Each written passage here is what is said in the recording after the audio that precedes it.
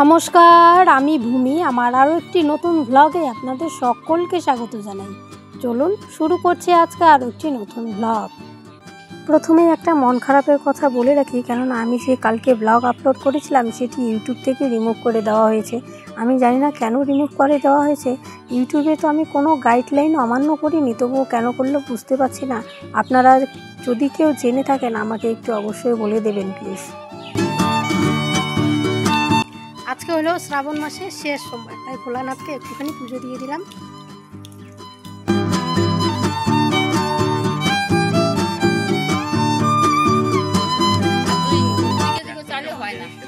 আমি আর বোন দুজনে মিলে পুজো দিয়েছি আর প্রসাদ দিয়ে দিয়েছি। ওখানে যা যা ছিল ওখানে দিয়েছি।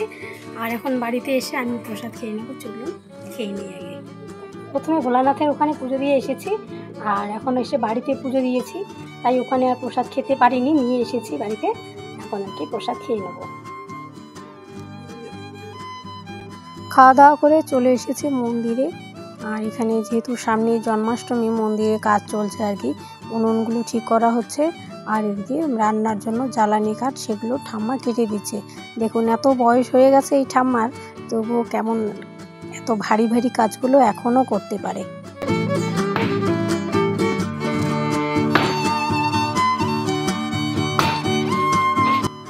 আজকে সারাদিনে বাড়িতে কারেন্ট নেই, কেননা ওই যে দেখাই যাচ্ছে একজন কারেন্ট অফিসের লোক এসেছেন, একজন নয় অনেকজন এসেছেন। ওনারা হচ্ছে গাছের ডালগুলো কেটে দিচ্ছেন, কেননা এর জন্য কারেন্ট আসছে না, মানে একটুখানি হাওয়া দিলে কারেন্ট চলে যাচ্ছে, সেই জন্য ওনারা এসে পরিষ্কার করে দিলেন। আর এদিকে ঠাম্মি একটু হাঁপিয়ে গেছে, বললো যে এই বাঁশটা একটু কেটে দিই, তাই বাঁশটাও কেটে দিলাম।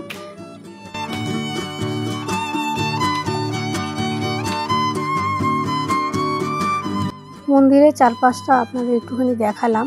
আর আজকে বড় ভিডিও দিচ্ছি না, কেননা কালকে যে ভিডিওটি রিমুভ করে দিয়েছে, সেই জন্য আজকে একটু ছোট্টই ভিডিও দিয়ে দেখি ঠিক এটারও একই অবস্থা হয় কি নাকি। বাড়ির সমস্ত কিছুই কাজকর্ম করে আমি কিন্তু এখানে এসে বসেছি, আর সেগুলো আজকে দেখালাম না, কারণ ওই একটাই, আগেই তো বললাম। এখানে একজন একজন করে এসে আর কি কাজ করে দিচ্ছে। এখন জেঠিমা মাটিগুলো সমান করে দিচ্ছে ঘরের, কেননা ঘরটার একখানে মানে এক জায়গায় রয়েছে মাটি উঁচু, এক জায়গায় নিচু, সেটা ঠিক করে দিচ্ছে। আর ঘরের ভেতর কিন্তু মা রয়েছে, মা উনুনগুলো ঠিক করে দিচ্ছে। চলুন আপনাদেরকেও নিয়ে যাই ঘরের ভেতর। এই ঘরটি নতুন দিয়েছে, মানে এবছর রথযাত্রার আগে, সেজন্য রথযাত্রার পরে যে ভোগ দেওয়া হয়েছিল ঠাকুরকে, তখন খুব তাড়াতাড়ি করে উনুনগুলো বানানো হয়েছে, ঠিকভাবে বানানো হয়নি।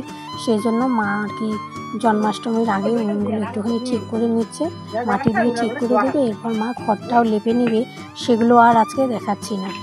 ফিরে আসছি আর একটি নতুন ব্লগ নিয়ে। আজকের ব্লগটি এখানে শেষ করছি। সকলে ভালো থাকবেন, সুস্থ থাকবেন এবং সাবধানে থাকবেন।